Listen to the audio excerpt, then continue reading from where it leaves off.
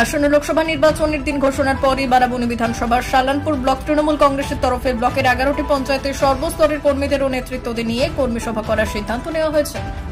তারই পরিপ্রেক্ষিতে সোমবার দিন রূপনারায়ণপুর গ্রাম পঞ্চায়েত ও জিতপুর উত্তরামপুর পঞ্চায়েতের গ্রাম তৃণমূল কংগ্রেসের সর্বস্তরের কর্মী এবং নেতৃত্বদের নিয়ে কর্মী সভা করা হয়।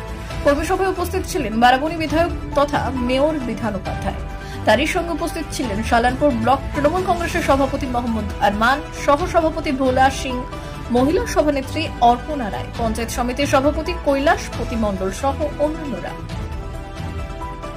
আমাদের বিভিন্ন জায়গায় মেন রোডগুলো দেওয়াল লিখন হয়ে গেছে, আমরা ভোটার লিস্ট পেয়েছি, তাই কর্মীদের মধ্যে দেওয়াল লিখনটা যাতে সবারই করাতে হয়, আমাদের ভোটার লিস্টটা যাতে করে নিতে পারে, সবার বাড়িতে দিতে পারে এবং আমাদের নেত্রী মমতা বন্দ্যোপাধ্যায় যেভাবে বিভিন্ন ধরনের প্রকল্প দিয়েছেন সেগুলো কে কে কোথায় পাচ্ছে না পাচ্ছে, কার কী অসুবিধা আছে সেগুলো জানা হয়ে যাবে এবং মানুষ কেমন আছে সেটা জানতে হবে, এখন থেকে ওখানে বাড়িতে বাড়িতে ঘুরতে পারে।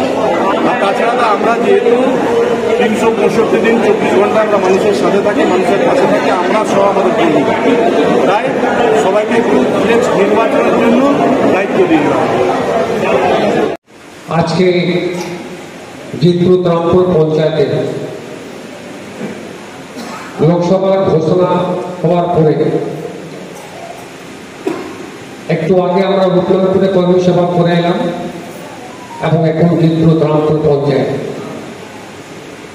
আমরা কালকে দুপুরে ফোন করেছিলাম যেটা আর্জেন্ট বেসিসে কর্মী সভা ডাকা হবে।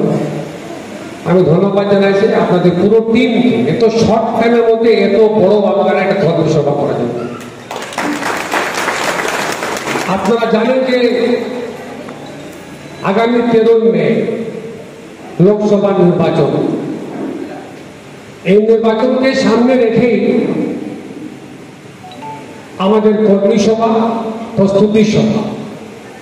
এর আগে আমরা এই মঞ্চে জনকর্তন সভায় যে ডাক দিয়েছিলেন আমাদের নেত্রী, আমরা কর্মী সভা করেছিলাম, কিন্তু এখন যেহেতু লোকসভা অলরেডি ডিক্লেয়ার হয়ে গেছে, প্রত্যেক পঞ্চায়েতে পঞ্চায়েতে ডে টু ডে আমাদের কর্মী সভা চলছে।